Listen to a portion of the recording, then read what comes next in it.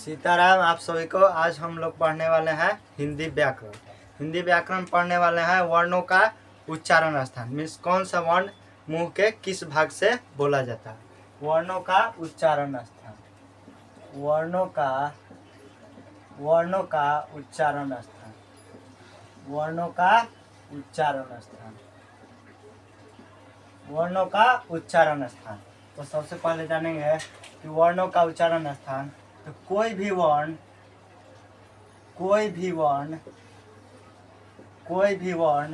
मुंह के भिन्न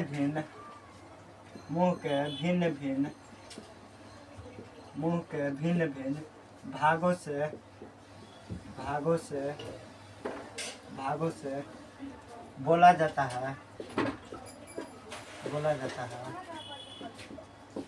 बोला जाता है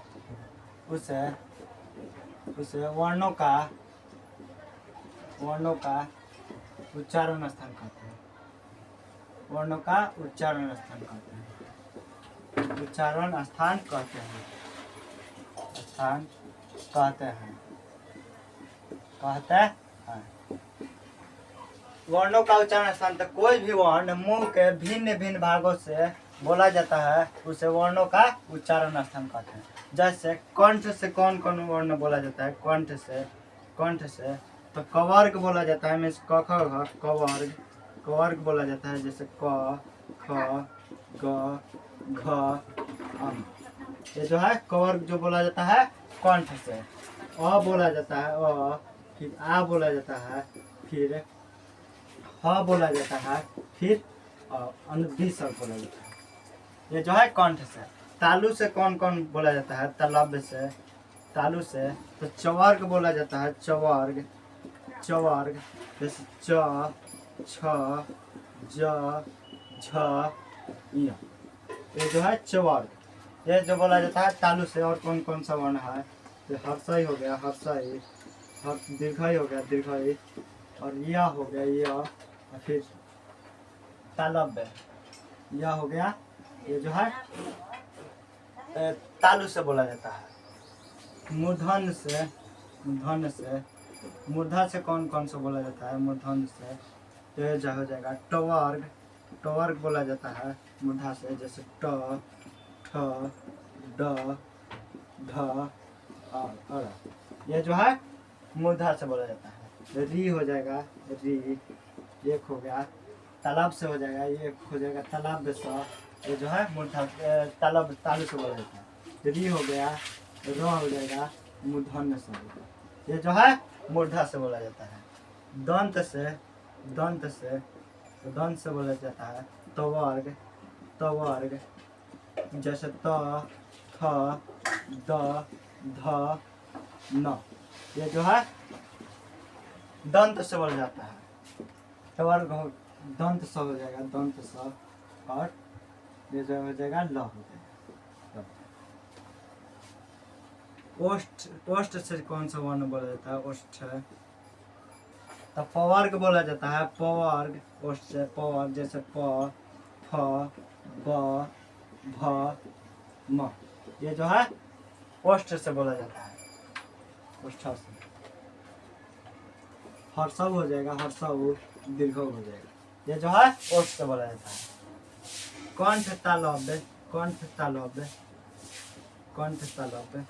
ये जो बोला जाता है, तो ये हो जाएगा ए और आई। ये जो बोला जाता है कंठ तालु से, दोनों से। एक है कंठोष्ठ मीन्स कंठ और ओठ से, दोनों से।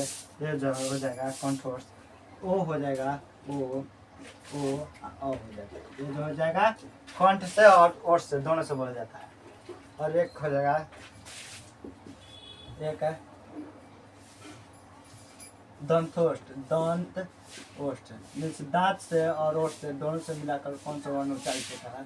तो वह होता है, वह जो होता है दंत और ओठ से, दोनों से उच्चारित होता है। एक जो है अनुनासिक वर्ण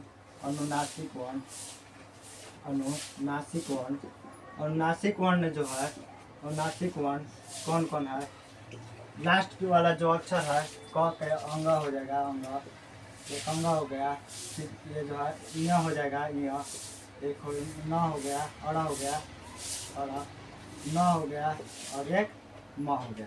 इसे पंचमाक्षर भी कहते हैं। मीन्स ये जो है सब वर्णों का लास्ट का अक्षर है, इससे पंचमा अक्षर का पंचमा अक्षर ये जो है। आज हम लोग पढ़ रहे हैं वर्णों का उच्चारण स्थान। तो वर्णों का उच्चारण स्थान मुंह, कोई भी वर्ण मुंह के भिन्न भिन्न भागों से बोला जाता है। ये जो है वर्णों का कुछ उच्चारण स्थान है। तो कंठ से कौन कौन वर्ण बोला जाता है? तो क वर्ग बोला जाता है, क ख ग घ, और अ आ और ह और विसर्ग अ। तालु से कौन सा वर्ण बोला जाता है? तो च वर्ग, हर्षई, दीर्घई, य, तलव्य से। मूर्धन्य से कौन सा बोला जाता है? तो ट वर्ग, री, र और मूर्धन्य स। दंत से कौन सा वर्ण बोला जाता है? तो त वर्ग, तलव्य, दंत स और ल। ओष्ठ से कौन सा बोला जाता है? तो प वर्ग, हर्षऊ, दीर्घ। कंठ तालु से दोनों से कौन सा बोला जाता है? ए और आय।